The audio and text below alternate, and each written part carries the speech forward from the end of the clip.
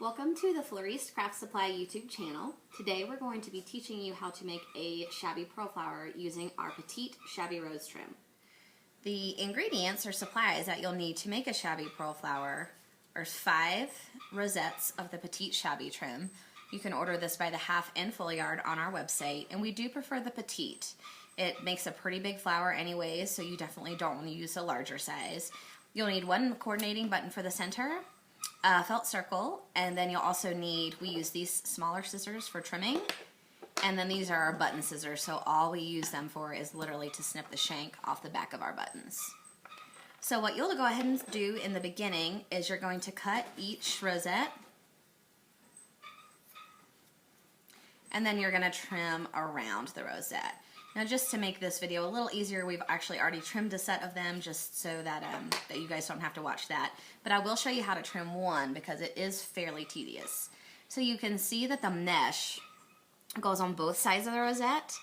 I like to do this pretty simply. So I hold the mesh in my hand with my thumb in the center of the rosette, and I just snip around with these smaller scissors really quickly. There's no need to kind of go in and out here. As long as you pull the mesh, it won't show from behind your rosette. So now you've done that, and I have my trimmed rosettes here. You're gonna need 5. So take your felt circle. I like to take my glue, place just a dab, kind of just at one corner. You want to take the part of your rosette that was where it led into the next flower. So you can kind of see here is where that rosette led into the next flower when they created it on the machine. Here's where it is on this rosette. I like that to be in the center because it will end up covered up. So you put the rosette down and you move around.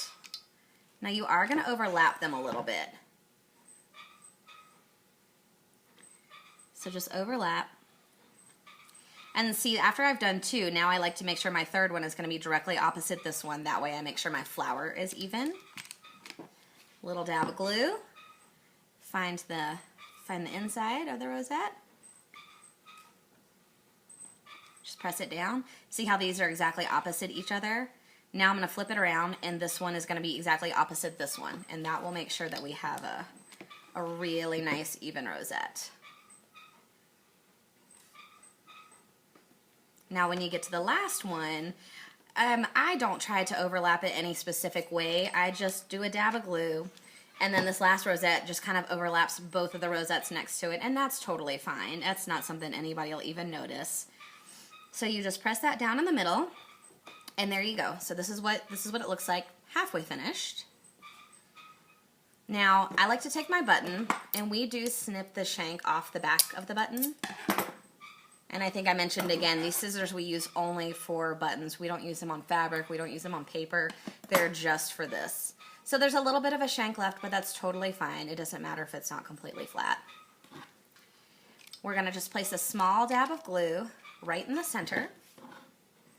And then we're going to take that button and place it down where the rosettes overlap. I like to hold it down and give it a good squish. That way it's really smack dab in the center there, and it holds the flower together really nicely, and it is covering the edge of each rosette. So that's kind of your finish. And that's it, you guys. That's our Shabby Pearl Flower. Thank you for stopping by and seeing our Shabby Pearl Flower tutorial. You can purchase both the finished flowers as well as the supplies to make this flower on our website at www.floristesupplies.com. You can also get a printed version of the tutorial there, as well as read about it on our blog at floristesupplies.wordpress.com. Thanks again, and happy crafting!